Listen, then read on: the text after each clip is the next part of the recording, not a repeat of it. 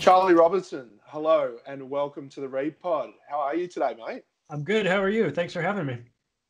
Brilliant. It's great to have you on. Obviously, you're the author of The Octopus of Global Control. And it's been fantastic going through the book and reading the 8 tentacles of global control that you list throughout the book. Today, we're going to go through and discuss military control with you. But, mate, I'd like to just start off with just the basic how you got to writing a book like this. As someone that's tried to write a book and failed many times, this is really an amazing piece of work. And I'd like to get a bit of an insight into how you got to writing it. Sure. Well, I'd really like to say that on the morning of September 11th, 2001, I had it all figured out, that this was just a big lie, but that's not the case. It took many years after that. I was living in Las Vegas and I was working in real estate during the boom and the bust, but from 2003 on, and what we were seeing was this insanity of the real estate market fueled by the media. And I had a buddy come up to me. I was getting ready to go on a trip to Thailand. And he said, "Hey, you should read this book. It's called Confessions of an Economic Hitman by John Perkins." And I was like, okay, I've never heard of it. Didn't know who he was. But I read it because I had plenty of time.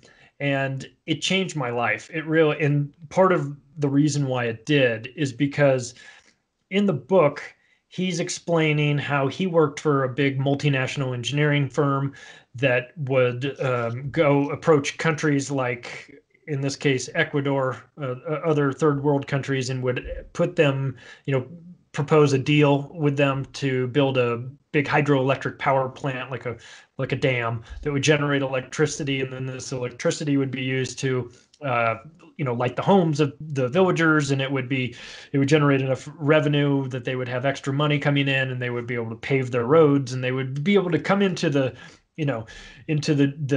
modern times, and so all this stuff was going to happen as a result of it. So you get a country that says, sure, that sounds good. How do we get the money? Well, they had arranged loans with the World Bank and the IMF to fund these multi-billion-dollar engineering projects.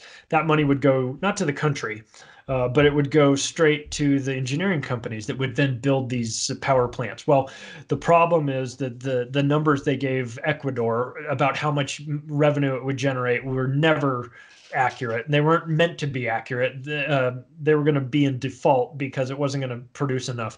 And then once they were in default, then the IMF and the World Bank would say, you owe us a lot of money and you don't have it. So we're going to need you to do some things to work off this debt. And that could be a variety of things, all bad for Ecuador, but it might be privatizing their lumber industry or fishing industry, or it could be that you'd have to allow the United States to build a military base there, or you'd have to vote their way, the United States' way, and the next UN resolution, or something dangerous like that. And so what I was seeing was, as I'm reading this book, I'm understanding how on a multinational level, they're enslaving whole countries through debt. And then I'm living in Las Vegas, watching this crazy housing market and seeing that they're making their debt, the banks are making their mortgages available to people that are the equivalent of Ecuador. They don't have the financial capacity to pay these loans back, but everything's going to be great because your house is going up. It's going to be worth 20% more in a year, and isn't this great? And don't worry about that. Well, it's never going to last forever. The bubble popped. When the bubble pops, then the banks that own those mortgages take back the tangible assets, which are those houses. So they've loaned out money. They've loaned out money that they borrowed from the Federal Reserve. The Federal Reserve created this money out of thin air. They've given it to people at interest that can't pay it back. Once that pops, then they take back the physical houses. So they're trading imaginary money for tangible houses and screwing a huge portion of the population at the same time. So as I'm reading the book and seeing the global version, I'm at the same time living it on a smaller scale in Las Vegas. And I'm watching it, once it pops, I'm watching everybody get affected by this. I mean, I remember you'd have a guy come in that wanted to buy a house, and you'd ask him what he did for a living, and he picked oranges or apples or something, and he made $8 an hour. And this house was never going. She had no business being able to buy it, but the lender said, you qualify, we'll loan you the money for it. So this guy's going, well, if it's good enough, if they're willing to give me the money, then I guess that means I am qualified for it. Well, there were a lot of traps put in there, much like the IMF and World Bank did. There were loan stipulations that were like, adjustable rate loans. And they'd say, well, if the rate goes up, basically multinational loan sharks in a way, like, for sure. That's what, loan. Yeah. And so I'm reading this book, I'm living this life, that I'm seeing it on a smaller scale, and I'm understanding now that this isn't accidental, that it's a game, that it is a loan to own mentality that the banks have, that the big IMF and World Banks have, IMF being the International Monetary Fund. These are all big time controlled globalist syndicates that manage pools of money that loan them out to countries in exchange for a variety of reasons. And so I'm living this, and I'm thinking, holy shit, I'm involved in this, and I didn't even know it. I didn't know how. And I wasn't like the loan originator. I wasn't out there giving people loans or doing anything like that. I'm just trying to sell houses. And people were coming to me, and I was like, well, I'm selling houses. You're a customer. Let's sell you a house. Not understanding how it was going to be a couple years from then, that these same people that I was selling houses to were going to lose them. And myself included. I lost 2 houses during this whole thing. My own fault. I was drinking the Kool-Aid, man. I was buying into it. It was making sense to me. And so you go through this, and you have it impact you, and you vow to never get caught up in it again. And so that book, that Confessions of an Economic Hitman, it just changed my life, because it opened up the playbook to me, so I could understand how this was happening, why it was happening, and what was going to be the end result of it. And I want to give John Perkins credit because after he went through this for years and years of working in this job, he changed his ways. He set about to really work with some of these indigenous tribes to improve their quality of living, to sort of atone for his sins. And then he's been very vocal. He sold millions of copies of this book, blowing the whistle on the way this government structure works. So to me, that was the light bulb moment for me that sort of woke me up to the scam that the banks are running on us. Yeah, and it's a massive light bulb, isn't it? And I think anyone that has worked in a space, and I can relate to a space that you sort of become disenchanted with, where maybe the ethics get put to the side for the sake of making money. I feel like if you ever come out of that, which so many people don't, and so many people spend their lives in that system of churning through financial jobs or whatever else, I think it can be really enlightening to come to the other side and realize that, there is other opportunities out there. And obviously with you, there's so many quotes in this book. I think you've got interviewed over 500 different people throughout the whole, not interviewed, I've got quotes from 500 different sources, which really makes up such a interesting book to go through and sort of pull apart. Thanks. Yeah, the quotes were fundamental to it, because it was so important to hear other people's words about particular events. Things like the Rockefellers and Rothschilds and Clintons and Bushes talking about their version of how they see the world, and then also George Carlin and Bill Hicks and Joe Rogan and guys like that have a different take on it, a more humorous, or they can sort of point out the hypocrisy of it all. And, so it's important. I felt like it was important to hear all of those voices, and that people that were, trying to get an understanding of a particular event, I think it would be interesting for them to know what John Rockefeller said about a particular thing, or how David Rockefeller is talking in his autobiography about being accused of being a globalist, wanting a one world government, and then saying, if those are the accusations, I stand behind them and I'm proud of it. And you go, holy shit. I can't believe that he confessed to being, to wanting this one world government. Like everyone else just kind of rolled their eyes and said, that's just, you're being a conspiracy theorist. No, I'm not. He said it. It's in his autobiography. Unless he was Charles Barkley and got misquoted in his own autobiography, he's on the record of saying this is what he wants to do. Does that? So for someone that's taking a look at the New World Order and the Rockefellers and Rothschilds and all that stuff and kind of going, oh, give me a break, man. You're like, well, listen, would it change your mind if you heard David Rockefeller himself say, this is what I'm all about, and this is what we're working on doing? Would that change it? Would you think now that maybe there's something more to it? And it's not just me, some lunatic saying, hey, I thought I heard that, but rather somebody that is on the record saying it. Would it change how you feel about that? And some people say, well, yeah, it would. I mean, I thought that was all just conspiracy theories. Like, well, not all of it is. No, some of this is a plan. And some of these people don't have a problem telling you what the plan is. They're very vocal about it. Some hide it, some don't. Some come right out and say, this is what we're doing. And you can listen to Zbigniew Brzezinski, and you can listen to George Soros, and you can listen to the Rockefellers and George H.W. Bush, and all of these, Obama, Clinton, they will all tell you, they are all on the record of saying, we are working towards a new world order. Tony Blair, everyone. I mean, the list is massive of these people, and you go, well, that's just, you guys are just conspiracy theorists. Okay, maybe we are, but it doesn't change the fact that all these people are on record pushing for it and talking about it. Like, maybe we should listen to them. Maybe they're telling us what the plan is, and we should, instead of being so resistant to it, we should just kind of say, well, tell me more about, I want to hear more about what these guys are saying they have in store for us, because it doesn't sound very good. And, spoiler alert, it's not.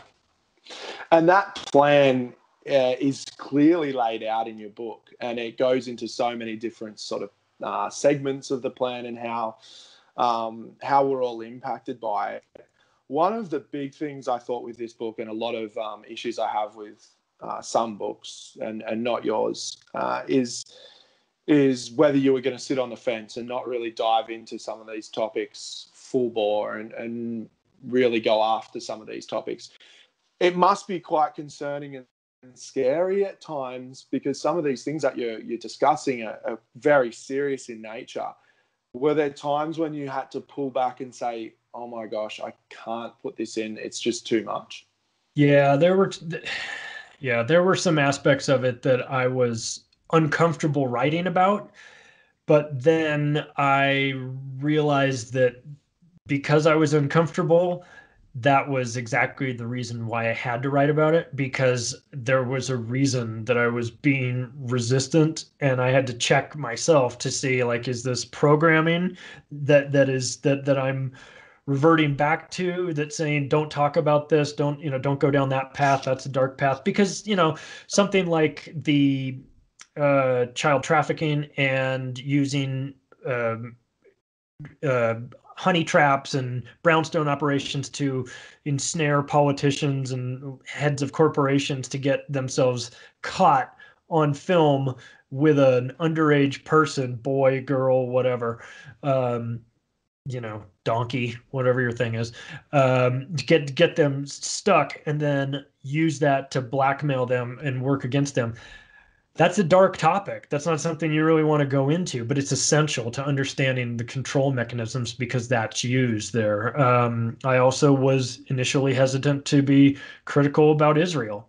And that is because in the United States, the Israeli lobby is very strong. They'll point out anybody that criticizes Israeli foreign policy is immediately slapped with being anti-Semitic, which is preposterous. But I understand that's the strategy they use. It's just anybody, and so I put a quote in there actually from somebody inside the Israeli government that says, "Oh, that's a trick we use all the time. If you're in Europe, we call you a Holocaust, and we call you a Holocaust denier. If you're in America, we call you anti-Semitic. That's the trick we use." And it's like, well, yeah, it's very effective. So, I pointed out some inconsistencies with the level of involvement that the Israelis have inside the American government, the number of dual U.S. Israeli citizens in there.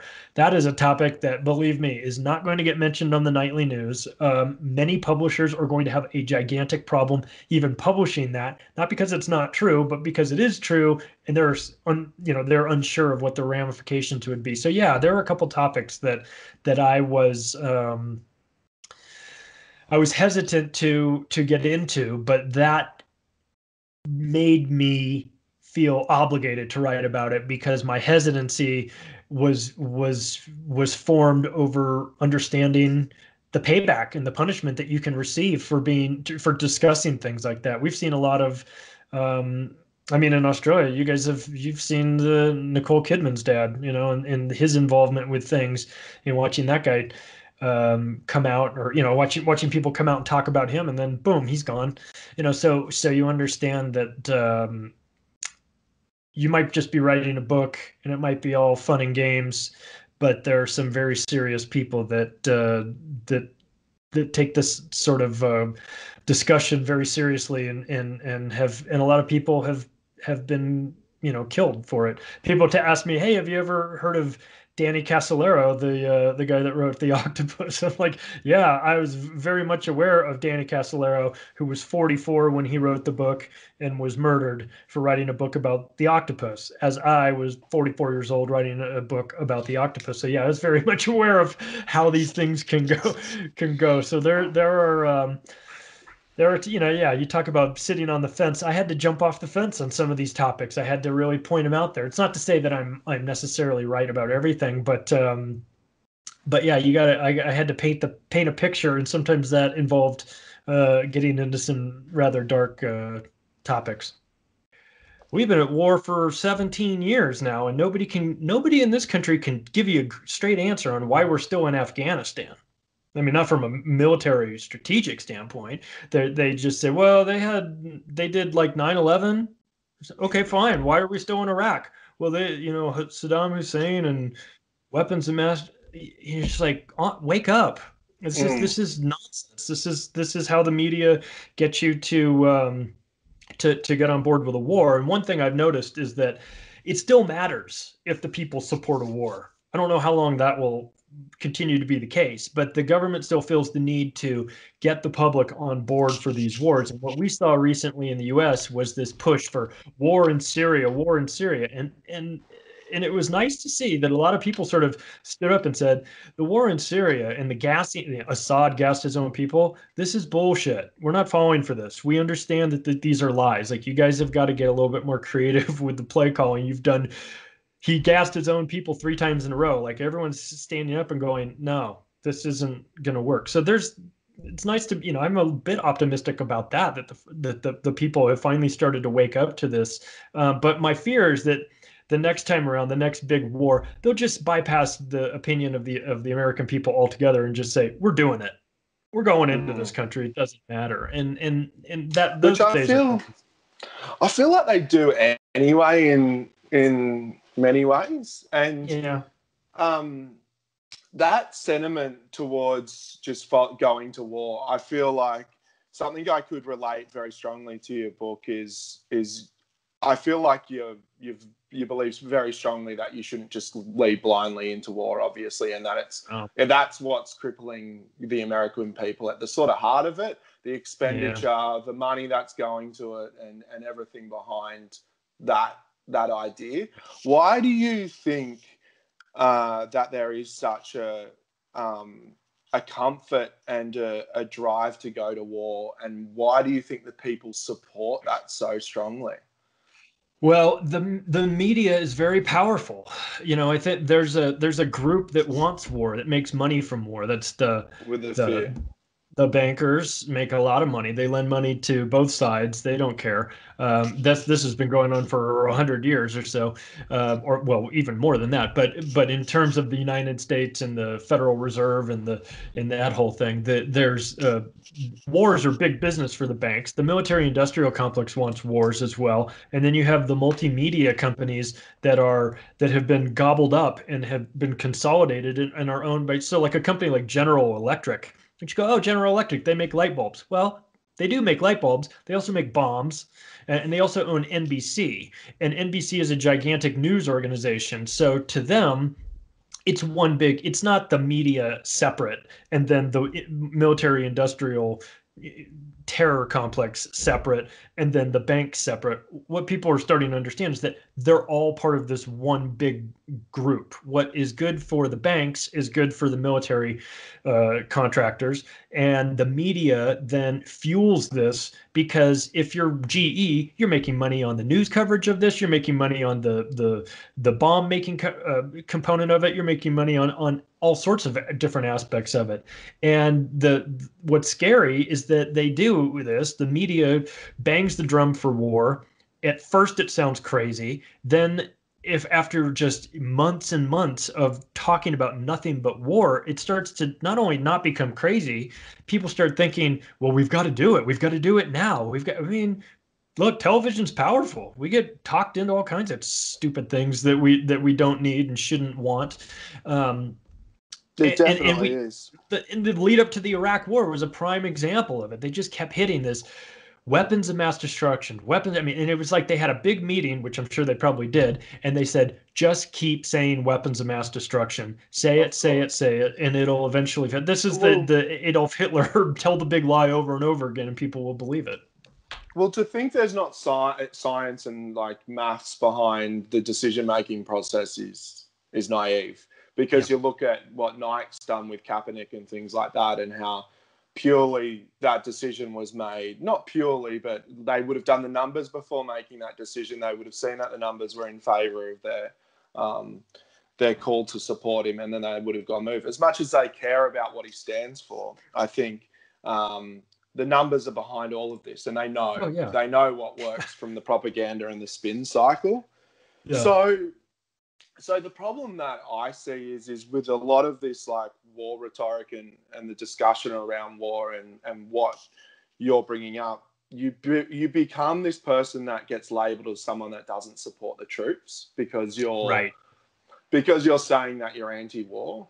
How does that sort of impact what you're doing? Because clearly, if anyone sort of reads what you're doing, you 100% support the troops, and we're all about, you know. I've got friends that have passed away in Afghanistan, and I'm sure, you know, family, you know, or people that have gone to war and things like that. Yeah. It's a tough discussion to get into, isn't it? Because I feel like the American people, as soon as you question the support for the troops, it's that religion and something else. There are a few sort of no-go zones.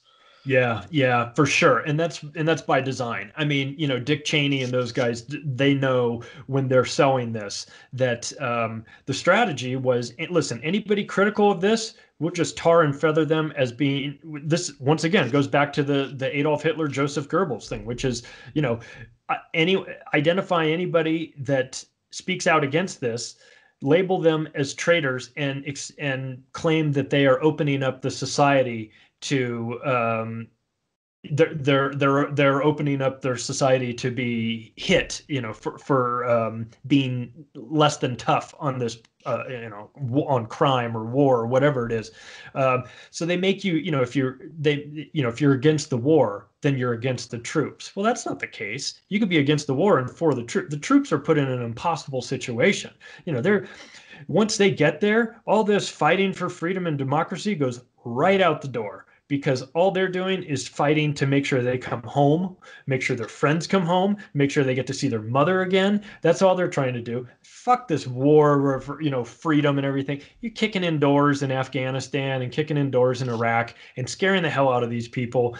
And, you know, and you've got your gun, and all you want to do is make sure somebody else doesn't shoot you. They're following orders. They're in this really bad spot where they're told what to do. It's not like they can it's not like they have any say in the matter. So it's like Jesse Ventura said, I love my country, just not my government. And so they put these kids in a bad situation with these wars.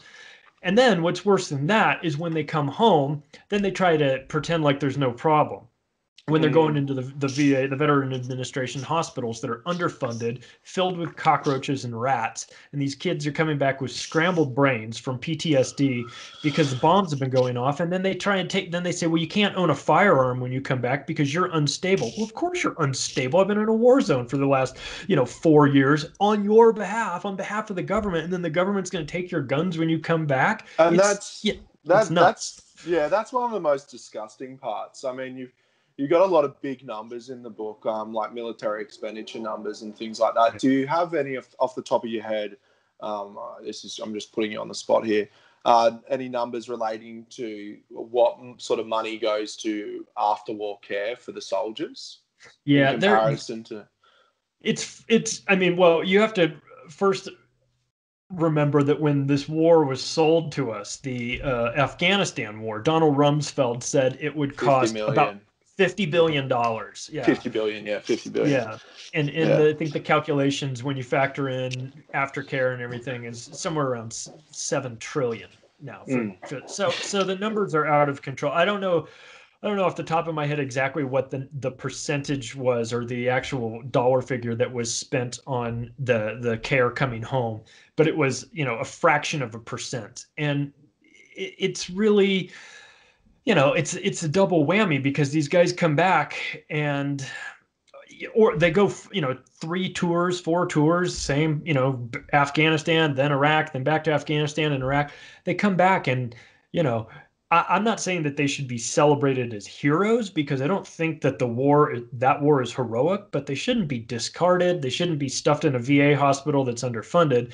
They certainly, when they come back physically out of shape with legs blown off, they should be taken care of. I mean, but what happens is that the U.S. has done things like put a stipend on, hey, if you want to sign up and go again for a 4th tour, sign up and we'll pay you. We'll give you a signing bonus of like $20,000. And so people would sign up for it, go to Afghanistan, but then they would be found, in a position where they weren't fit for combat because they'd been there a couple times. So maybe they had to just sort of take a remedial job. Well, then the Army was clawing back that signing bonus they gave them, saying, well, since you can't fight, we want that money back. And they're like, the money's been spent. Like my family back home is like buying, clothes and diapers and things like that. Now you want that 20,000 back. It's been spent. And so then when they come out of the Army, then they get in a lien put on them by the bank, by the government wanting that money back. It's crazy. So like, I can't believe that's just a bad advertisement for trying to start more wars and you want people to sign up. The United States military spends $1 billion a year on advertising. Advertising. It's sick, and that's because it's not something you want to do, so they have to convince you to do it. It's disgusting, and they all went over to and unfortunately they went to the Iraq and Afghanistan war, and then they come back to the GFC happening where houses are getting repossessed. So they go away to try and make money for their families and try and set themselves up because most, majority, 99.9% of these people are just, I believe, patriots or trying to do the best thing for their country. And, of course. I've got, the guys that go back, the guys that come out of the service and then go to work for private military contractors, that's a different story. Those guys are there because they're making $125,000 a year to go back to Afghanistan, and those guys like it. Completely different. Yeah, definitely. And then you get to the advertising, and I did read that those numbers in your book, where the US spends $1 billion. I mean, where's the push? Is there a push at all to not go to war? Is there a movement and an advertising push? I mean, I was thinking about that in our own country.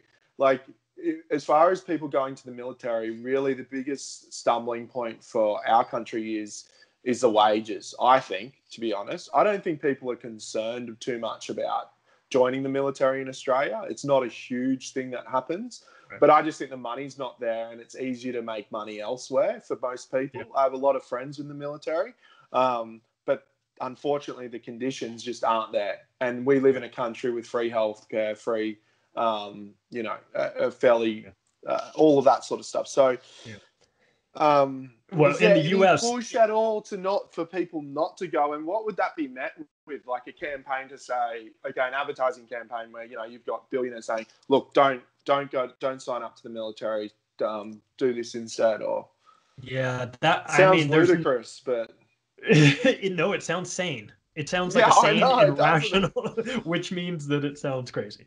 Yeah. But there's not a campaign like that, not currently, not that I know of. There is, God, if you came out with that in the United States right now, people would, like, just like you said, they would just say, you're anti-war, you're anti-America, you want bad things to happen here. I mean, you're what's happening right now in the United States is they've sent troops to the border of Mexico, and people are losing their minds. You know, they're saying, well, you can't have troops on the border of Mexico. Well, look, I don't know how you want to solve this problem, but the reality of the situation is actually, if there was any place to put the military, it would be on our own border. If there's one place where they shouldn't be, it's at the 800 military bases that are outside of the United States. I'm not saying that they should put the military No, I on know the what you border, mean, though. but it's just like that is probably a better use of the military than still being in South Korea and Germany and Afghanistan and Iraq and all these places. Like, once the United States goes in, they're never leaving. They're just not leaving. And anyone that thinks that, well, no matter what they say, and I'm an American, I take no pride in saying this, but when America says we're going to put a base there to defend you and then we're going to leave, don't believe them. They're not leaving. They didn't put all these bases there to abandon them. You know, so we spread this war mentality in the NFL, the you know, our football league, for a big month straight. There is a campaign where the NFL and the military do this, what they call salute to service, and they've got Yeah. all the guys wearing these, you know, sort of special edition sort of military looking jackets, or it says Patriots or the Broncos or whoever your team is, and all that. That's not the NFL doing that out of the kindness of their heart or because they're really supporting the troops. That's because the military pays them hundreds and hundreds of millions of dollars to do that, because it's an ad campaign. And during the commercials for that, they run commercials for the Marines and things like that. And they have figured out that one of the ways to get people to join up is to make it look like a video game. And so the commercials look the same for the U.S. Marines as it does for the new Call of Duty video game, and even to the point where the Army has created their own video game. And you know, and so they've turned this into recruiting younger people by saying, not the patriotism aspect of it, but isn't this cool? It's just like the video games you've been playing your whole life, except this is real. You get to kick in the doors and really shoot people. So the NFL's a scary one. Yeah. It's a whole nother sort of topic of conversation. And so obviously I should have mentioned at the start, but obviously we're discussing one of the 8 tentacles of the octopus in your book, so military control. So that's what we're starting with, which is a huge one, and that's why I got stuck on it myself, and I just spent so much time going over and over different parts of your book. And one big thing out here is sort of an ally of the US. I wrestled with, and a lot of the Australian public went to the voting booths to sort of push their sort of disagreement with, was following America into the Iraq War.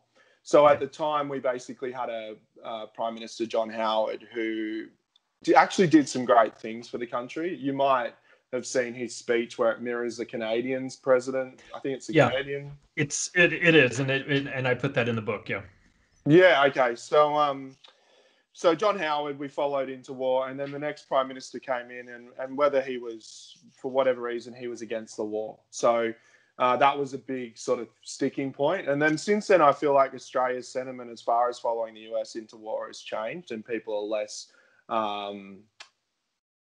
they're less sort of committed to following a prime minister that supports America in those sort of endeavors so much, because we've seen the toll it takes. Yeah, good. I'm glad. You guys shouldn't. You shouldn't follow the United States into these pointless wars. We shouldn't be involved in these pointless wars as well. And I feel like America puts a lot of pressure on their allies, like, Well, at overt, the outright time, pressure, like you need to join us. It's so at the time rolling tone. you had George Bush in as president, Yeah, who you've got some hilarious, well, I mean, considering the context, it's not hilarious, but pretty funny yeah, quotes from him.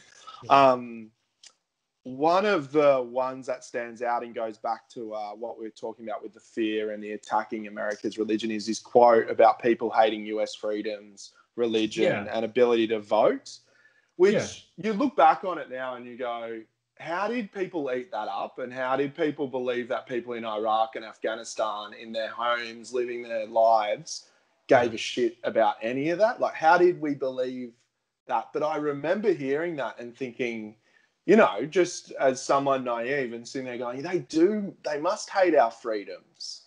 You know Yeah, what I mean? Or hate our yeah, life stuff, but they don't. yeah, It's clear they don't, and it's yeah, yeah. I think I remember what I put that. I think my response was, they don't give a flying fuck about our freedoms. They've got their own problems to worry about. He talks about how, like, they hate us for our freedoms.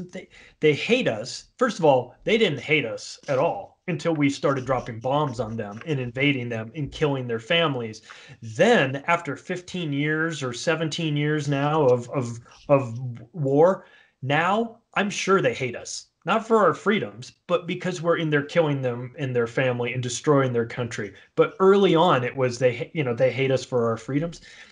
They don't they're not thinking about us at all. Don't flatter mm, yourself. They're not worried mm, about our freedoms. They're worried about eating. They're worried about being safe in their own country. They don't give a shit. They don't have 500 channels of television, and they're not watching The Price is Right and swearing they're going to go blow us up because they find us, our way of life to be disrespectful. They're working on trying to keep their own shit together and keep themselves fed and a roof over their head and all these crazy things. So it was nuts. Another thing that George Bush said, and I didn't put it in the book, but he said after 9/11, we should all just go shopping.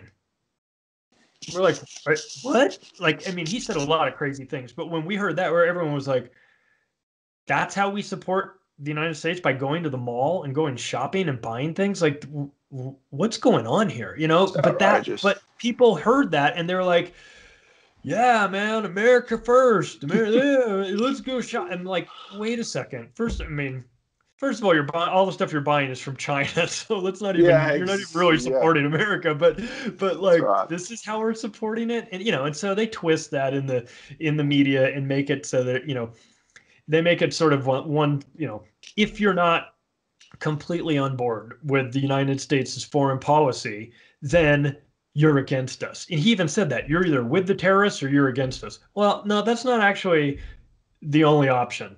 I'm No. I'm against unconstitutional and bullshit wars in countries that haven't done anything to us. And the United States has a long history of getting involved in fights and then painting a picture to the public back home that they were dragged into these wars against their will and under humanitarian causes. So anytime somebody hears that we're in there for humanitarian, replace humanitarian with globalism, because that's what it's about. It's not about protecting people. If they gave a shit about protecting people, they wouldn't be dropping bombs on them. They don't. It's not about humanitarian. You're hitting sewer treatment plants and hospitals and electrical plants and all these facilities, and you're going, oh, it's a humanitarian crisis. Of course it is. They don't have clean water because you bomb the crap out of it. I mean, well, we got to help these people in Libya. Let's help them by not bombing them first. That seems like I don't know, logical. But in the early 2000s, if you were to question that, you would get the Bill Maher treatment, which is you would lose your television show, or Phil Donahue, you'd lose your television show, or if you're the Dixie Chicks and you said this president is out of his mind, he's crazy, you would lose your career. So people were taught pretty early on that if they stood up and questioned it, that they would be painted as soft on terrorism, which is hilarious and fake, Mm. and you would be unpatriotic. And by being unpatriotic, then that means that you want something bad to happen to the troops. And my brother-in-law has got somebody, is in Afghanistan. How dare you criticize this war? And it's like, wait a second. Not to mention, you have stupid people making that argument as well. So you have a bunch of stupid people arguing with each other about the war, and one person raises their hand and says, "Why are we even in this war?" And everyone looks at him like he's crazy. Which But is ridiculous. it's ridiculous. But credit to you guys in Australia for not just blindly these days joining the United States. They'll get you into a lot of trouble. It's stuff that's against not in your best interest. We have our downfalls, definitely. Yeah. And we, like a lot of the Western world, follow the US's lead, which is why we're so interested in what's happening with the US, because a lot of our culture, a lot of what we do is predetermined and sort of follows what the US does. A lot of things that you mentioned there sort of, and I don't want to jump around too much. Okay. I'd like to really get to the bottom of like what has happened in the last 20 years, and especially with the Iraq and Afghan war.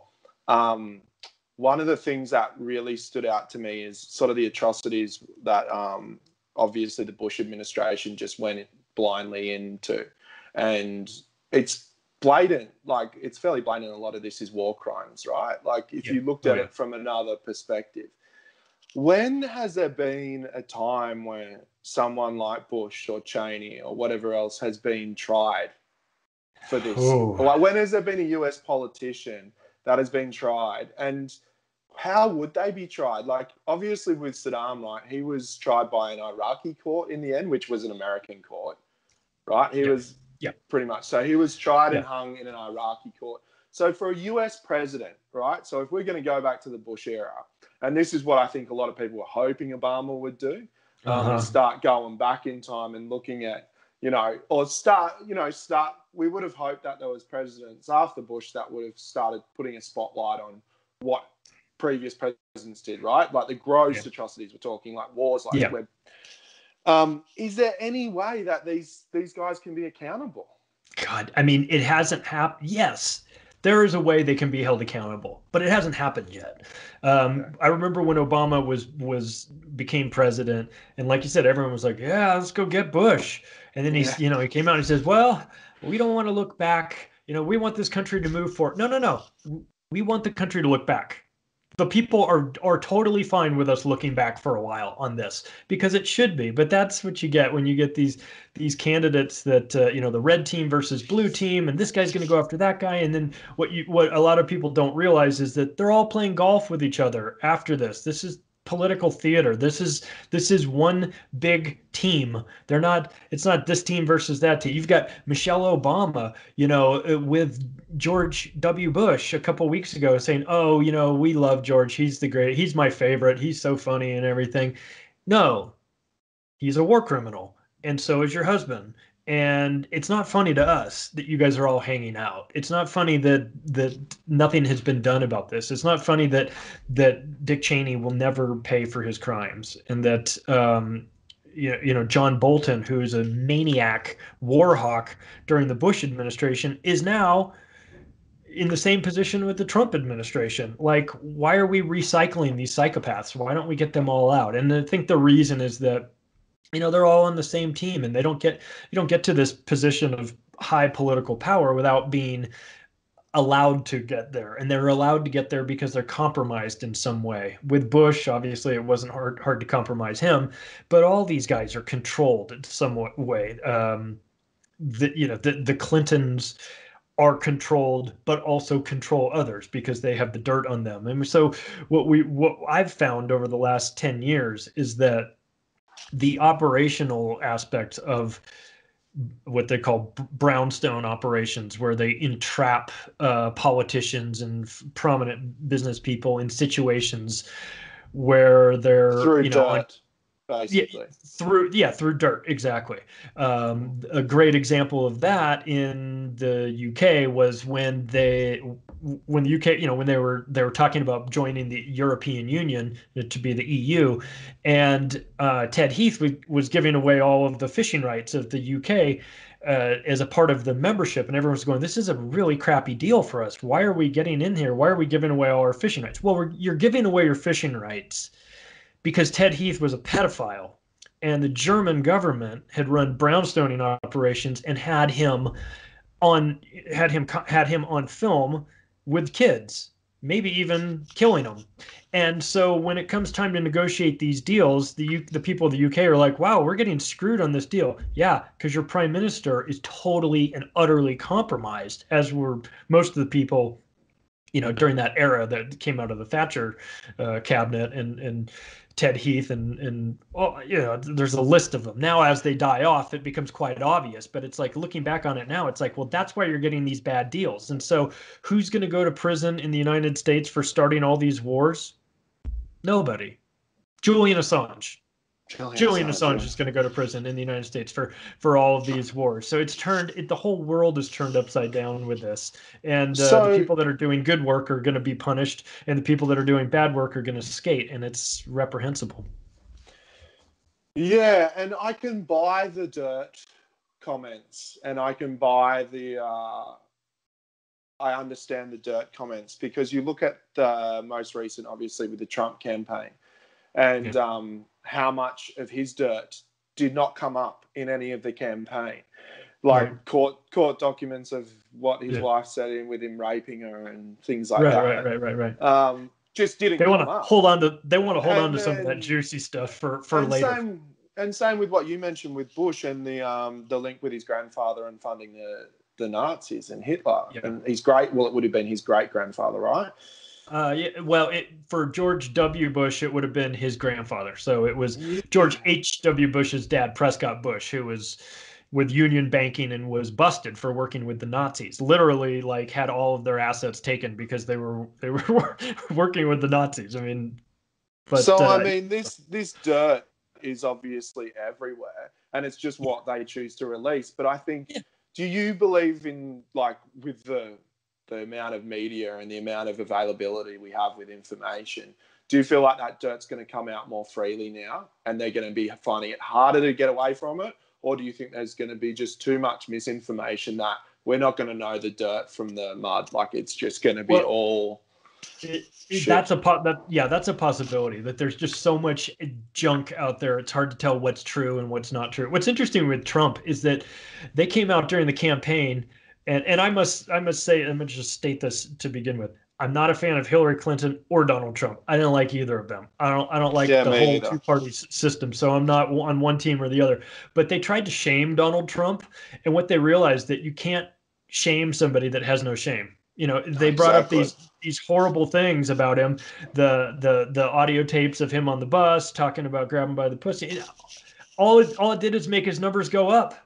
Yeah. Because, like, any normal person would be like, "Oh God, they got me." But he's like, it's free publicity, and it's turned into like fake professional wrestling, where it's just one maniac versus another maniac, and the winner is whoever can out crazy the other one, and you've got Hillary Clinton that ran for president, and by all accounts is a totally compromised and reprehensible human being, but all she had to do was act like a semi-normal person, and she would have won the election. But she couldn't do it. She just couldn't do it. She couldn't help herself. She had to go out and start talking about deplorables, and she had to start, like, falling down all over the place, and she had to be she had to be herself, and it cost her, because how bad of a candidate do you have to be to lose to Donald Trump? I mean, it's almost impossible to lose, but she found a way to do it. And so here we are. I think in the United States now, one good thing that's come from all of this is that people are starting to wake up to the reality that elections are just theater. It's just fakeness. Because when you get two candidates like those, it's all the same. It's who cares? We're screwed by, this guy's terrible, that she's terrible. We're screwed no matter who we pick. The only thing is with Hillary versus Trump that I can think of as a differentiator is from a pure perception level and what they inspire. I feel like Trump inspires hate towards minorities. Yeah. Whether you believe it or believe that Hillary believes that behind closed doors, and Hillary is a fucking horrible person behind closed doors, and she does all this stuff. Trump's comments to the like just the standard people that aren't looking too deep into this breeds hate. Yeah. Do you believe that? Yeah. Yeah, I don't think he doesn't strike me as being a very nice guy. I know people are saying, well, he's gonna come in, he's gonna save the people, he's working with Q and they're gonna save everyone. It's like, I haven't seen any examples of Donald Trump going out of his way to help anybody over 30 years. I see him just as sort of an egomaniac. So I don't know that I'm sitting around waiting for him to save the world. I do agree with you. I think that his comments and the way he sort of acts is he's a rich white guy, and he acts like a rich white guy, and I don't think there's much sympathy. Clinton has found a way to sort of play this, hey, I'm of the people, but it kind of wore out after a while of people hearing enough things, digging into her and realizing you're really not of the people. And I am all for a female president. Just not definitely. her, just not her. I didn't see anything about her that was very endearing or genuine. And I think a lot of people got that. At least with Trump, there's one thing I will say about Trump. He's full of shit, but like I think he believes it. I think he believes it. He comes across and he just can't help himself. I give himself credit. On Thanksgiving, what are you thankful for? Well, I'm thankful for me and for all my hard work. Like, ugh, of course you said that. Why would we be shocked that you're not saying it? So it's done a lot of damage to our already damaged reputation around the world, that we have this guy who's sort of like a bull in a china shop. He's just unpredictable and crazy and liable to say anything.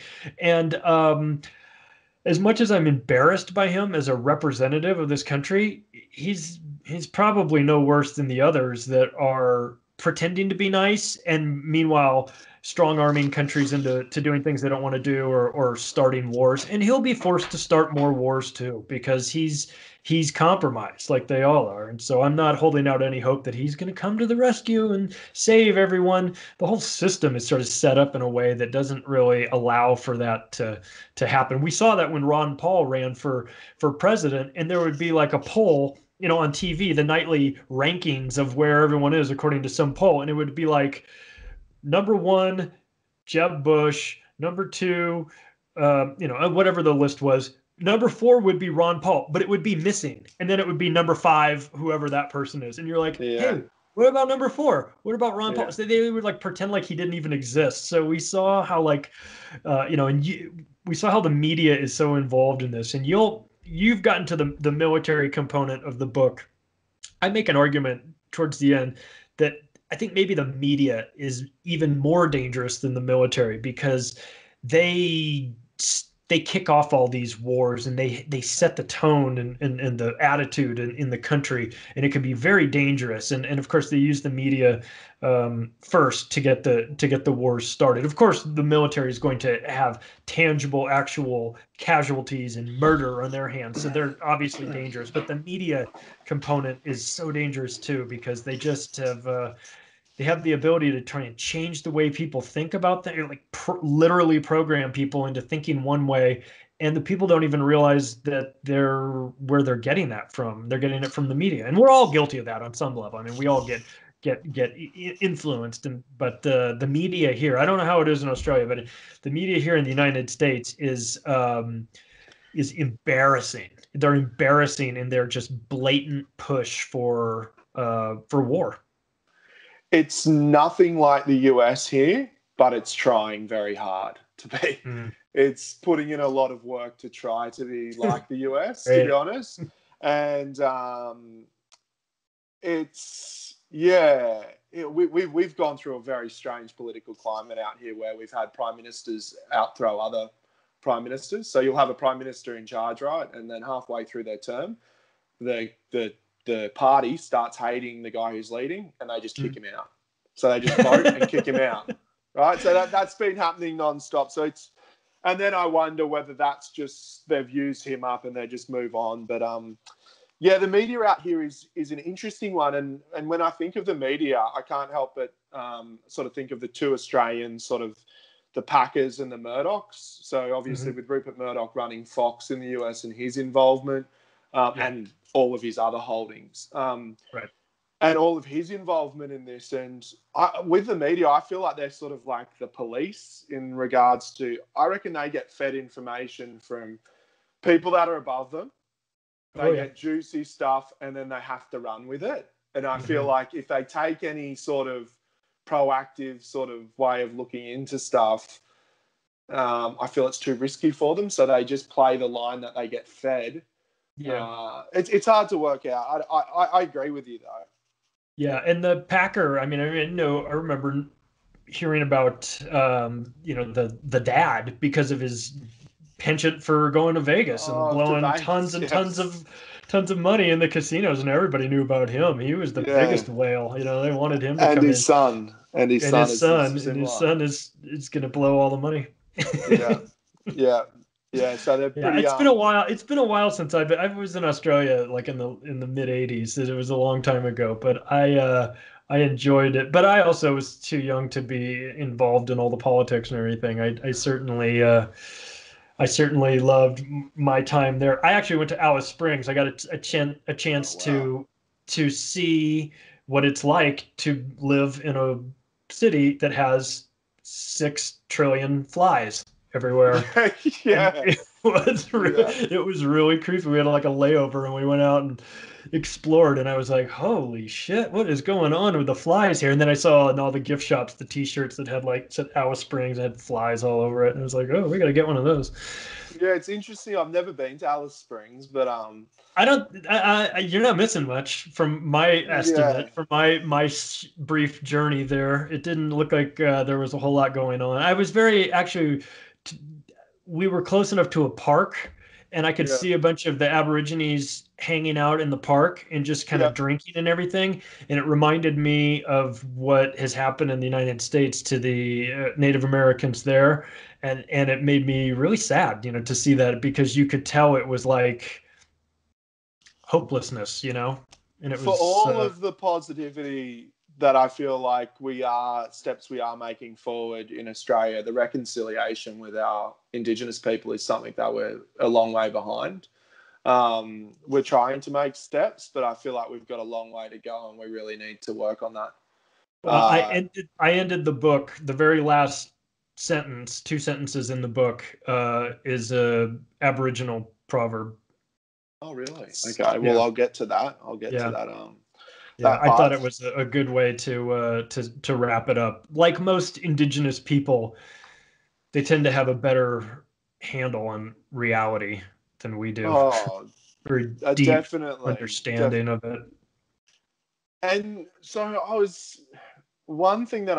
another part that you bring up in this first chapter is it's the wars that the US go into really end up being like a race war, where they're only going after, people of color. They're not going into Russia, so to speak, or parts of Europe. A lot of the time they're going after people of color.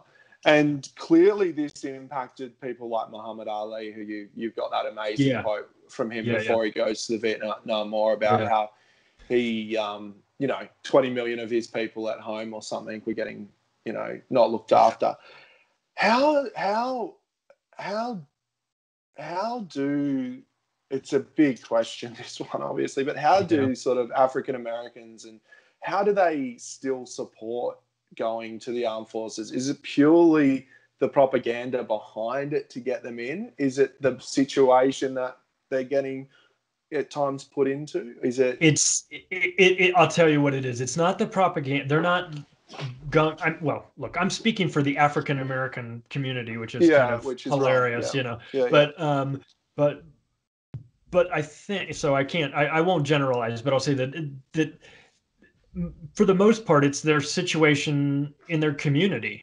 You know, it's not to say that everybody that joins the military is doing it because they don't have any other options, but it is an option for people that have no options. And you'll find communities where it's like, you know, Camden, New Jersey, which is just unbelievably poor and dangerous and filled with drugs. And so if you're a black male, 18 years old, coming up and you graduate from high school, if you can go to college, great. But you have very limited options. Your choice for jobs is limited. You have the gang issue that could be pulling you in. You have the drug dealing or using issue that could be pulling you in. And then the military comes up and says, listen, we'll take you out of this place that you're in. We'll give you a purpose. We'll pay you, you know, we'll give you money. We'll cover all your expenses and costs, and you'll have this new life. And some people get in the military and they take off and things are great for them and it saves their life. Other people get into it and they find out that they've just been put in the front lines in Vietnam, especially.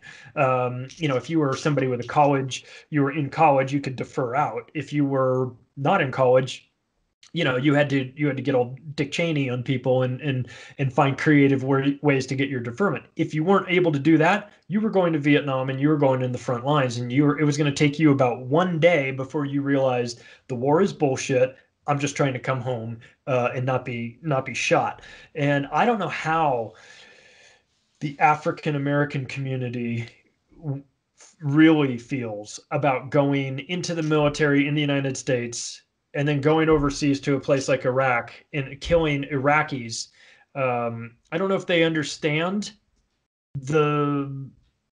why they're there and what they're doing, and that they're sort of doing to the Iraqis what has been done to them. You know, you're subjugating them.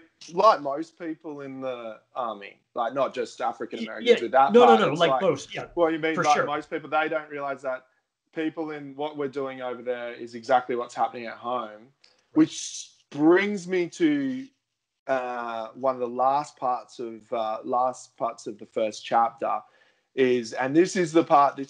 I was hook, line, and sinker reading and agreeing and loving every single part. And This is what makes a good book, is when you read something and it sort of keeps you up. So you're doing something you did a lot well. I appreciate that. So is the gun debate, which is something that is really interesting and really I find really something that it's so hard to get clarity on, and I don't think you've really gone too far one way or the other with it.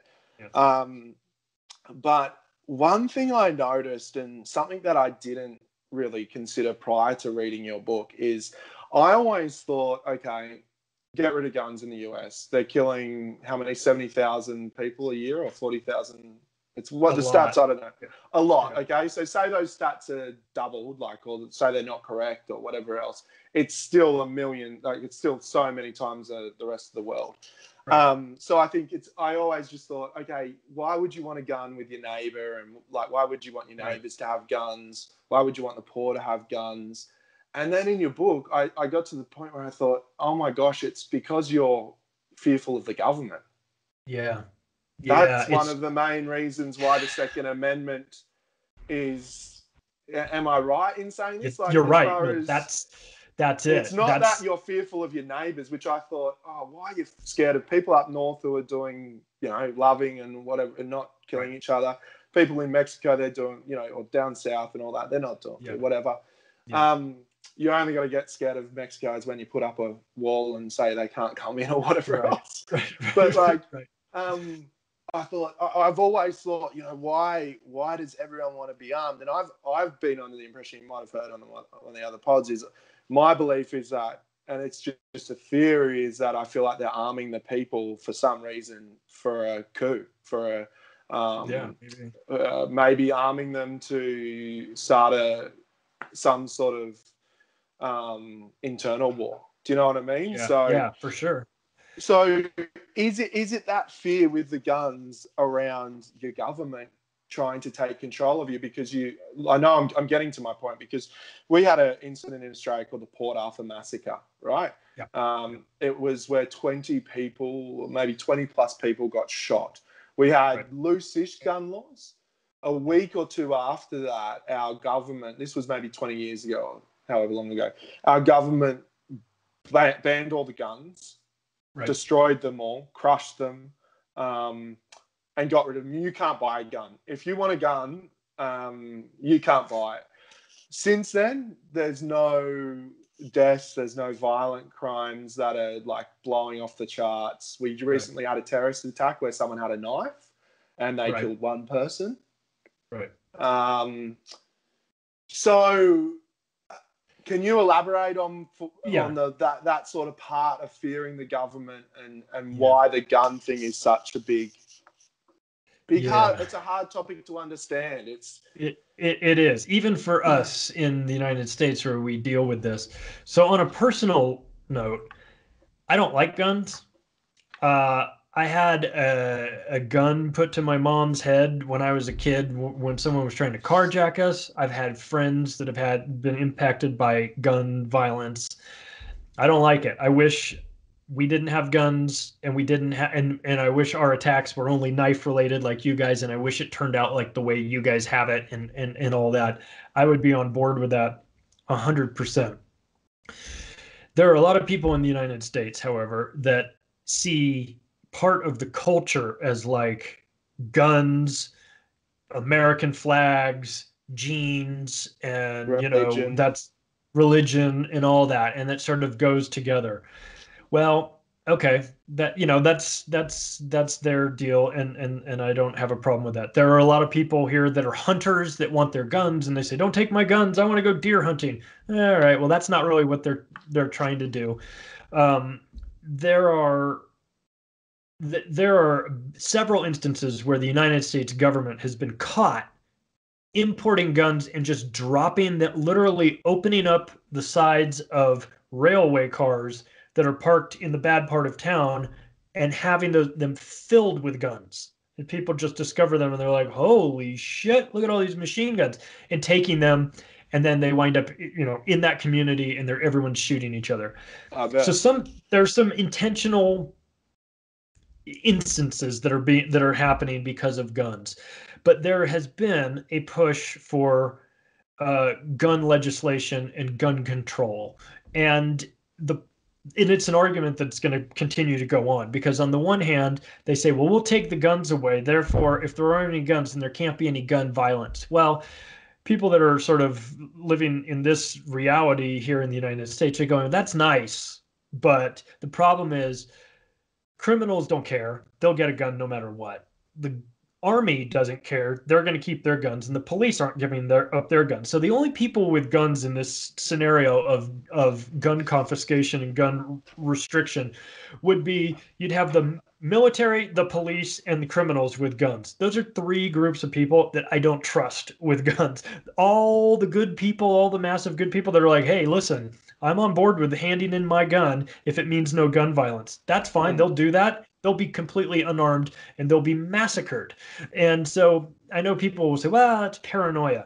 Of course, it sounds paranoid to say that if you get rid of all the guns, then you won't have, and then the government will come in and get you. Well, in history, it shows that that's exactly what has happened. The countries that have given up their guns have wound up facing massive amounts of murder.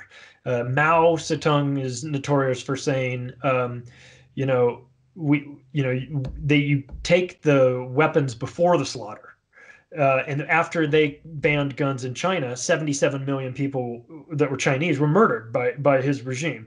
They did it in Germany. They did it in Russia. They did it in Cambodia, Pol Pot. So there's a long line of instances of governments banning guns and then murdering their population. So do I think that'll happen in the United States? Probably not like that, but part of that is because everyone's got guns, and it makes it really hard to round up the populations when they've got guns. Now, there have been a lot of shootings in the United States, but not all of them are real. A lot of them are fake. A lot of them are false flags. A lot of them are staged. A lot of them are non-events that are passed off to be real. There's enough legitimate shootings that they shouldn't have to go manufacture them. I'm not trying to say that there's no violence here. There's plenty of it. And a lot of it is gun related. And I wish there weren't guns. But the reality of the situation is we're living in the United States under a government that is filled with deception, is not to be trusted at all. And if they say give up your guns, we'll take care of you. I don't know that at this point we're living with people that you could trust enough to do that. So it's a weird one though, and I'm on, like you said, I'm sort of on the fence on that. I can understand why people would want to be armed. But I can also understand where people are like, let's just get rid of guns altogether, and then we won't have these problems. And I think that if we could do it in a way where nobody really had guns, then that would be fine. But unfortunately, I think that what would happen is that the good guys would give up their guns, the bad guys would retain them, the government would always continue to hold theirs. And what we found was that not only there's kind of reason to be paranoid when you looked at the bullet purchases that were happening from all these government agencies. You were seeing people like FEMA and the Department of Homeland Security ordering billions of bullets. The Social Security Administration, which is the government agency that makes sure that older people get their checks after when they've paid into the system, they get their check. The Social Security Administration was spending hundreds of thousands of dollars on weapons. Like, why?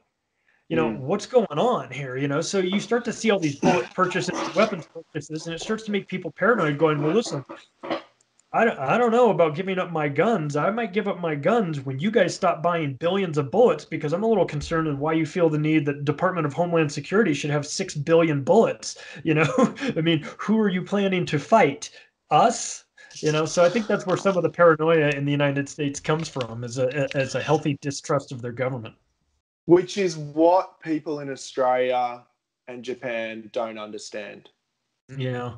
Which is what it's sort of like a bit of a light bulb moment for me, and I'm one of those people. That's what I didn't understand, and is that deep distrust for your government. And you know what? I would have the same distrust, and I would be concerned the same way. Something would be and a point that I would ask in relation to Mao and things like that, I mean, the government over there and here are doing things to kill us off anyway. Oh yeah, for sure. As far as like, look at the water in Detroit, look at the foods that they're approving, look at, for sure. Do you know what I mean? They're doing it. Why? They don't need guns. Like, guns are like, no, they don't. They don't need guns and bullets. You could stop someone shooting, but I mean, you go through there's other ways to cut off food. So I feel like they're using other ways to attack the people anyway. Yeah, I agree. No, it's the guns are relatively overt, but yeah, they're spraying us with things in our skies every day. There's what the chemtrails or geoengineering. They're spraying something, aluminum and nanoparticulates. This is not even debatable. I mean, it's a fact that they're doing that. There's fluoride in our water, like you said, Flint, Michigan. Their water is practically poisonous. They're killing us every way they can. So, but that's just yet another reason for a lot of Americans to go, well, you might be killing us, but I'm going to keep my gun, and if you come to my door, I might be going, but you're going too. And so there's that sort of mentality. And part of that is, this Wild West Americana sort of thing that we've built over, 100 years of, the Wild West, and we've got our guns, and we love our country and all that stuff. But that's just nonsense. That's just political propaganda at this point. I don't know why people are so wrapped up in like America, love it or leave it, and wrapping themselves up in the American flag. Like, look, I love living in America, but like, let's just be honest. We got some big problems, and we've got some really poor behavior that we're involved in around the world. And yeah, we've got a lot of countries that don't like us, and I don't know why we would blame them, but it's funny you mentioned the flag thing, because Australia as a country, there's issues around our flag and with the Aborigines in our country, and we have a day called Australia Day, which I guess would be similar to your Independence Day, maybe, or yeah, probably. Yeah. So we've never been a big flag bearing country, but on this day, because we're so enshrined in the American culture, people start wearing flags and they run around and put their flags up. And we're starting to be like that, and that in turn, it's strange how a flag can promote racism, but it's now being viewed in our country of people wearing flags on that day almost as racist, which is very strange because of how they act. So anyway, that's a whole nother scary. But we love flags here. I mean, we've got there. Yeah, everybody's got a flag up, and that to me has always been sort of like propaganda. It's like, what does the flag symbolize? I know what it's supposed to symbolize, but unfortunately, it's been corrupted, and I'm not I'm not ready to wave it in blind support of the country until we sort of change our behavior around the world. And I'm I mean, I say this as an American that I take no pleasure in saying it, but like our behavior around the world has been pretty awful over the last 50 years, and a lot of people have been murdered because of us. And I think it's fair to discuss it with people. A lot of people are just blindly into the American culture and America, we're the greatest and all that. And that's pretty obnoxious, to be honest with you, because a lot of people in the country are not like that. They're willing to take a step back and say, well, wait a second, there's some great things about this, but we're doing some pretty bad things as well. And if we're the leader of the free world, then we should be behaving in a way, we should be behaving in a much different way if we're going to be the leaders. Because right now, I don't know why other countries would want to be like us, right? We're imperialistic and bloodthirsty and we lie to everybody, and we're sticking our nose in everybody's business. And then we just pretend like, hey, well, listen, you can't, if Mexico wanted to build a wall, or if Mexico, or if China put a military base, right on the Mexican border, we would flip out. But when we do it in the South China Sea and build a military base right next to China, and they have a problem with it, we're like, what's your problem? Well, the problem is you're putting missiles there pointing at them. Of course they have a problem with it. So the hypocrisy of American foreign policy, I think, has gotten to the Americans themselves. A lot of them have realized that, like, this is, our behavior, how we are portrayed around the world is very different from the way we think of ourselves. We think that we're going out there with this great image, and the reality is that our image has been tarnished, and we have nobody to blame but ourselves for that. So that's sort of, I feel like that wraps up a big part of the chapter, but I wanted to end with one thing that you mentioned briefly and we touched on. So obviously you've got Trump and people are talking about Q and everything else around that. And obviously building a wall, we knew that would incite hate from the Mexican of course people. Okay, right. So now they're saying it's fake. Some of the people trying to bomb on the caravan and all this. I understand all that, and there could be, and a lot of it could be staged, but clearly it's, where do you sit with Q and the belief behind all this? Like, for me, if I think that Q is, if I'm thinking that this Q is our savior, right, is the savior, right, and he's the one who's going to set everything straight, I just don't see how Trump is the one. Why is he? It just doesn't seem to match up. I'm a bit lost on how that all fits into place. I can't help you out with that, because I'm lost as well, because I don't see, first of all, when people are saying trust the plan, all that, to me it's like you have a group of people that are distrustful of everything, like, meaning like people like me. I can't trust the plan. You got to give me the plan. I can't. You got to lay it out here for me, because the trust in, I'm done blindly trusting. And if it's the things that they're saying that are going to happen, the sealed indictments, all that stuff sounds great to me. Just do it. Stop with the trust the plan, and it's coming, and it's coming. We've been hearing it's coming for a while. Why this mysterious? Why I get it, so people don't get arrested because they allegedly they're highly government officials, whatever.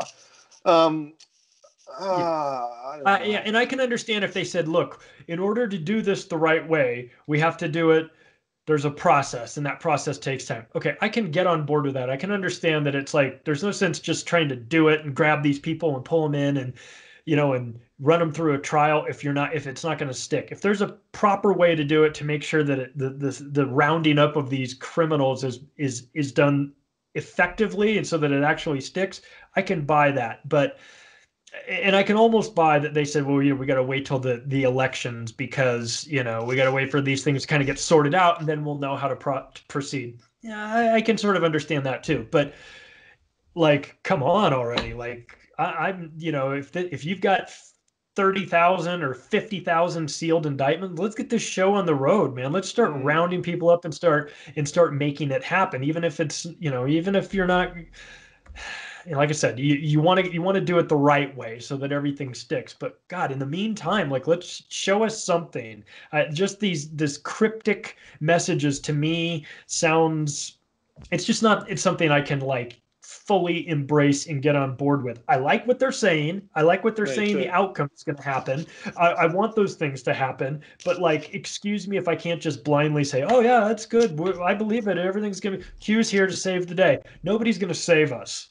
We got to save ourselves. If these things happen and they really round up these people and they put it in jail, I think that would be the best sign, the best signal to people that, all right, things might be changing here. There's the rule of law. What a lot of people face here in the U.S., and I'm sure it's the same elsewhere, is that you see some low-level criminal get arrested and they charge him with 10 crimes and guy plea bargains and takes 10 years in prison for some bullshit crime that he shouldn't really get busted with.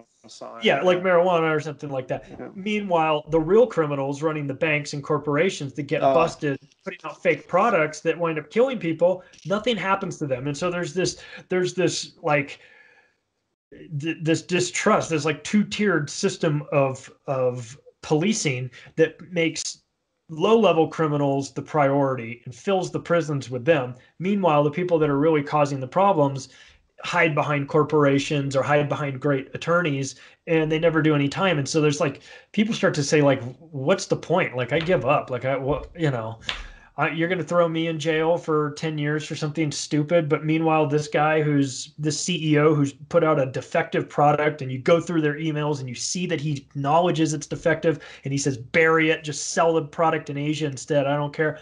That guy gets to collect his bonus. That guy should be, as George Carlin said, nothing's going to change until we start executing some of these fucking bankers. That's what he said, not me. But it's true, even in like a symbolic way. Like, just start rounding them up. Nobody went to prison for the mortgage scam, the mortgage fraud. There's crime committed all over the place. I saw it with my own eyes. Nobody did prison time for that. So these important things, they sort of slide, and that is. That's something that I think everyone can. I think most people in most countries can relate to that. That there's a corruption inside the policing and judicial aspects of society where some people's crimes are dealt with more harshly than others, and that's frustrating, especially for the lower tier socioeconomic people. They're just throwing their hands up, going, "What do I have to do? Man, I'm out. I can't win here." And the point is, you're not supposed to win. They've rigged it so you're not supposed to win. You're supposed to be at the bottom of the socioeconomic class, and you're supposed to stay there. And the rules have been set up so that you don't succeed. You don't get up above that. And so when black people are saying, man, I feel like the police are just pulling me over because I'm black, they are. That's what they're doing. You're not imagining this. This is what's really happening. And so you'll get into that later on in the book when I get into the private prison industry and how that has been. I look forward to that. I've read quite a bit on that before. So where to from here, mate, for you? So you've obviously written this book. This is something you're passionate about. So what's on the horizon for you? I'll be in Mexico at Acapulco the middle of February 2019. So it's the Anarchist Convention, which is going to be a lot of fun. It's like anarchy and cryptocurrency. That's in Acapulco. So in Acapulco, I'll be speaking there with Ron Paul, David Icke, Dr. Cynthia McKinney, a bunch of good people, Luke Rudowski from We Are Change, some good guys. So we'll be there. I'll be talking. have contributed to a book with a guy named Jeff Berwick, who does Anarchapulco, the Anarchast, and also the Dollar Vigilante. And so that book will be coming out during that, maybe a little bit before that. So I'm just trying to do what I can to make make people aware of some of the things that I've come across. I'm pretty upfront in the book that there will be some aspects of it over time that I will be proven wrong, and I'm fine with that. I acknowledge that it won't all be accurate. Being, you're going up against the CIA and MI6 and Mossad and all these spy agencies that are great at disinformation. So some things will be wrong, but I'm not going to let that stop me from talking about everything else and trying to do my part, because like I said, when the idea for the book came about, it was just a simple question of like, you've got this information, what are you going to do? And I just decided, well, this will be what I do. I'll Yeah. write this thing. And by the way, you mentioned how you had started and stopped in the book. Mm. If I had known how much work it was going to be, I would have never started on it. It's a process, and it is. And I wrote mine with zero support from my family. Like literally nobody knew I was writing it. Like in the middle of the night, I would sneak out and write a little bit. I feel like that's how it has to be. It has to be. For me, it had to be. Yeah, I've been the same. I've been writing for a while, and I've thrown whole books out. Actually writing with a pen. I've thrown whole books out at times because I've read it back over and I've just been disgusted with it. But I've never really mentioned it to my family because it's something that I'd like to go with a finished product and say, hey, digest this rather. That's how I was. It was one of those things where I didn't know if I was going to finish it. So I didn't say anything. I just was like, well, if I don't do it, if I don't get all the way through with it, if I don't tell anyone, then no one will say, hey man, how's that book coming? And so I didn't want to have that. So I just kind of kept my mouth shut. My wife found out about the book when she got the first copy before I did. She opened a box that came to the house and the mailman had already come. And so I thought I had intercepted everything, but then like Federal Express came later, like a couple hours later, and I was gone. And so my wife she found out about the book by opening up a box and finding the book, and then she threw your name on it. And she threw me out of the house for 2 days. I was gone. Oh, look out! I'm like, listen, I don't have like a secret family in another state. Like, I'm not cheating on you. I just wrote a book. She was not thrilled with that. She's like, get out. But anyway, she's come around a little bit since then. But yeah, that was my contribution, was like writing in the middle of the night and trying to do it all stealth mode. But well, it's brilliant. It's what makes the world turn is people sparking conversation and promoting different types of conversation, and that's what you're doing. And it's something to be proud of. You're not going to get everyone going. Yeah, well, no one should agree with every single thing anyone says. Not. But the best thing is like I said, after I read it, I sat there, I digested it, I thought about things in different perspectives, which if everyone starts doing that a bit more, we'll start, living in a happier world, hopefully. I agree. And that was because that's the impact that some books have had on me, where I was just like, holy moly, like I got to go take a walk and just think about what I just read. And so there were times when you've sort of made my day just hearing that, because there were times when I was hoping, well, I hope somebody likes this. I hope somebody sees this book. I hope it doesn't just go out and I actually was secretly hoping Amazon would ban it, because then I would have like a great marketing campaign where I could say, see, Amazon has banned this book. They hate it so much. They've done that to a lot of people that I know that have books. Oh, well, don't hold your breath. Yeah, Amazon could. It might happen. Well, so obviously it is available on Amazon. It's also available on Barnes and Noble as a ebook and as a paperback. But one of the things that when I was writing it, I wanted to in my head, the sales pitch for it was that it was a great book to give to somebody else. Like if you've gone as far as you can go with somebody, as far as conversations, whether it's a family member or like a friend, close friend, and they're just like, I'm not interested, like not, stop with this. I think the book can help that people can buy it and give it to someone, and then you can say, listen, you don't have to read the whole thing. Just go to the chapter on how Vietnam started, the Vietnam War. And if you have somebody that's like, hey, wasn't your brother in Vietnam? And they're like, yeah, and they read that, and that one part sort of sticks with them, then it opens them up to, if Vietnam, if the beginning of Vietnam was a big lie, then what else is a lie? And it sort of spreads from there. So people can get into it one section at a time. They don't have to feel obligated to read the whole thing. That actually reminds me, I wanted to tell you about a book. I'll just quickly tell you about an Australian author called War for the Asking. It's by Michael Sexton. If you can't get it, I think you'd really like it. If you can't get it on Amazon, I'll send you my copy. Probably something for off the pod, but interesting story about the US's role with Al Qaeda and Afghanistan and all that sort of stuff. And this was written quite a while ago. So if you can't get it on Amazon, I'll send it through to you. Okay. Well, Charlie, thanks, mate. I've really appreciated you coming on. Hopefully we can keep this going throughout I go through the book and keep discussing each topic. So thanks again, mate. Have a lovely day. Hopefully it warms up over there, which I'm guessing it won't over the next couple of months. But thanks, mate. I appreciate it. Thanks, man. We'll do it again for sure. Cheers. Bye.